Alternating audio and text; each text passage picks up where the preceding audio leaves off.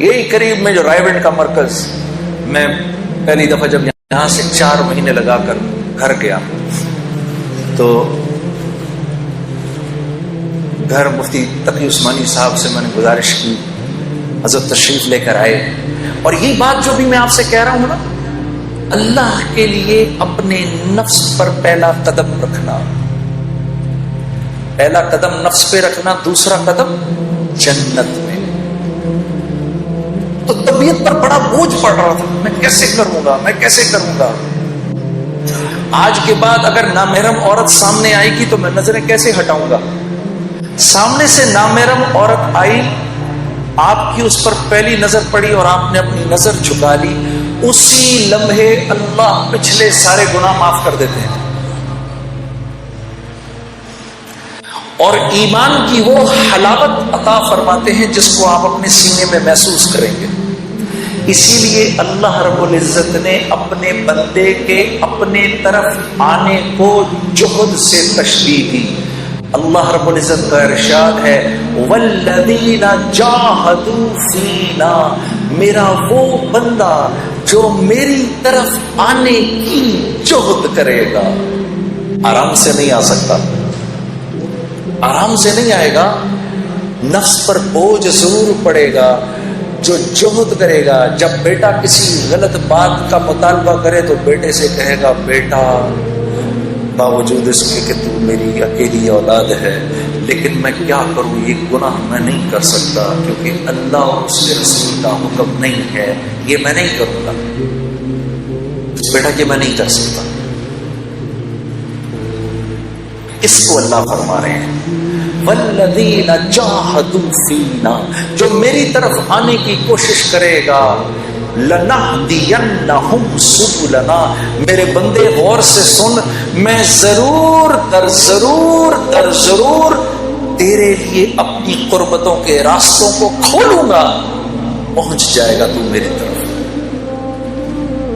تو میں نے جب یہ بات سنی تو میں مفتی صاحب کا چہرہ دیکھنے لگا، میں نے کہا حضرت مجھے بات سمجھ نہیں آئی، مجھے سمجھائیں ذرا، مجھے نہیں بات سمجھ میں آئی۔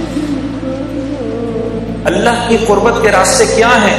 تو فرمانے لگے کبھی اس ماں کو دیکھا ہے جو پہلی مرتبہ اپنے بچے کو زمین پر کھڑا کرنے کی کوشش کرتی ہے، 8، 9 یا 10 ماہ کا بچہ ہوتا ہے یا 1 سال کا، جب اس کو پہلی دفعہ کھڑا کرتی ہے تو اپنی دونوں انگلیاں اس کے ہاتھ میں دیتی ہے، پھر اپنے ہاتھ چھڑوا کے پیچھے ہو جاتی ہے۔ اب بچہ ماں کی طرف بڑھنے کے لیے پہلا قدم اٹھانے لگتا ہے، ابھی پہلا قدم اٹھا نہیں سکتا، ماں فرتے جذبات میں دوڑ کر اس کو پھر گلے لگا لیتی ہے۔ جب بندہ اس بات کا عزم کرتا ہے میرے رب تو کتنا میرا کریم رب ہے، اب تک میں نے کتنا تجھ کو ناراض کیا، آج کے بعد یا اللہ میں تیرے حکموں کو نہیں توڑوں گا، میں پوری کوشش کروں گا کہ یا اللہ میں تیرے حکموں کو پورا کروں، کمی بیشی رہ جائے تو معاف کر دینا۔ جب وہ یہ ارادہ کرتا ہے تو اللہ رب العزت دوڑ کے آ کے اپنے اس بندے کو سینے سے لگا لیتے ہیں۔ ارادہ ملک کا بادشاہ، ملک کا حکمران ابھی اس بات کا ارادہ کرتا ہے، وہ جھوٹے منہ کہتا ہے، جھوٹے منہ میں اس ملک میں اللہ کے حکموں کو پورا کروں گا، اللہ کی مدد براہ راست اس کے ساتھ ہو جاتی ہے۔ جھوٹا ارادہ، اس کا کوئی ارادہ نہیں ہے۔ جب ہم کہتے ہیں نا حسبی اللہ، سوچے سمجھے بغیر ہم کہیں نا حسبی اللہ، بس اللہ میرے لیے کافی ہے، اللہ کافی ہو جاتا ہے۔ حسبی اللہ لا الہ الا هو علیہ توکلت وہو رب العرش العظیم۔ میرے دوستو یہ وہ دعا ہے جو دن میں اگر کوئی 7 مرتبہ شروع میں اور 7 مرتبہ شام میں اس دعا کو پڑھ لے پورے دن کے لیے، اور یہ وہ واحد دعا ہے جس کے بارے میں اللہ کے نبی نے فرمایا یہ میرا کوئی امتی اگر دھیان کے بغیر بھی پڑھے گا اللہ سارا دن اس کے ساتھ ہو جائیں گے۔ حسبی اللہ، میرا اللہ میرے ساتھ ہے۔ کبھی اکیلے میں بیٹھنا، اللہ سے اپنے گناہوں کی معافی مانگ کے پھر تھوڑی دیر میں دل کو ایک تسکین ہوگی، 2 آنسو نکلیں گے، سمجھ جانا اللہ نے خوش ہو کے معاف کر دیا۔ پھر کہنا آنکھیں بند کر کے حسبی اللہ. پھر یاد کرنا کہ بھائی نے کہا تھا یہ بات، ساری دنیا کا مزہ ایک طرف، یہ جو دو بول تم بولو گے حسبی اللہ، اللہ ایسا سکون دل میں دیں گے کہ تم کہو گے دنیا کی دولت بھی اس کے آگے ہیچ ہے. حسبی اللہ. تو ہمارا مسئلہ نیکیاں کرنا نہیں ہے. نیکیاں تو ہیں، دیکھو کتنا بڑا مجمع آ گیا جمعہ پڑھنے کے لیے، باہر بھی کتنے بیٹھے ہیں. ہمارا مسئلہ نیکیاں کرنا نہیں ہے، ہمارا مسئلہ برائی سے بچنا ہے. برائی سے نہیں بچا جاتا. برائی سے بچنے کا کیا مطلب ہے؟ کیا گناہ نہیں ہوں گے؟ نہیں، گناہ ہوں گے. برائی سے متقی کون ہے؟ وہ جو گناہ نہیں کرتا؟ نہیں، متقی تو وہ ہے جو گناہ کرتا ہے فوراً معافی مانگ لیتا ہے. یہ متقی ہے.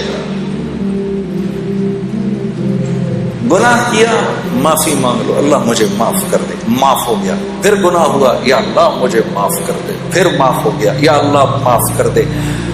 کرتے کرتے کرتے اللہ رب العزت ایک وقت آتا ہے، اللہ فرماتے ہیں میرے بندے جب دیکھتے ہیں کہ تو معافی مانگ کے تھکتا ہے یا ہم معاف کر کے تھکتے ہیں، تو معافی مانگ مانگ کے تھک جائے گا، ہم معاف کر کے نہیں تھکیں گے.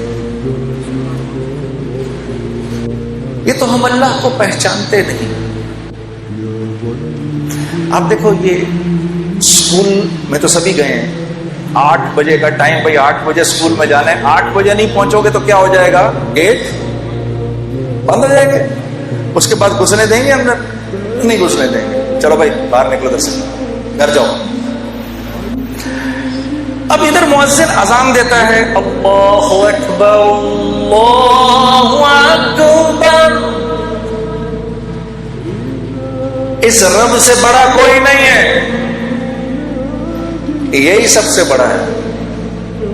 اذان ہو گئی، اذان کے بعد اللہ رب العزت کا حکم آنا چاہیے تھا، چلو بھائی بند کرو، مسجد کو بند کرو، اب کوئی مسجد میں نہیں داخل ہوگا. تو مؤذن سے کہا رک جاؤ رک جاؤ، ابھی تو میرے بندوں نے اذان سنی ہے، انہیں 15-20 منٹ تو دو.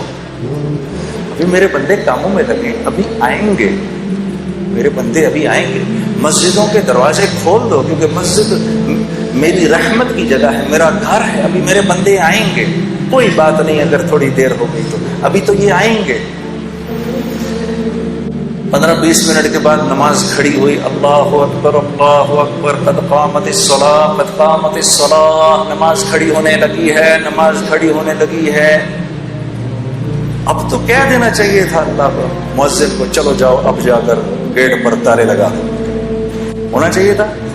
بھائی سمجھ میں آنے والی بات ہے نا. 8 بجے اسکول بند ہو گیا، اب نہیں آ سکتا کوئی اندر، تو اللہ کو بھی تو، اللہ تو اسکول سے بڑا ہی ہے.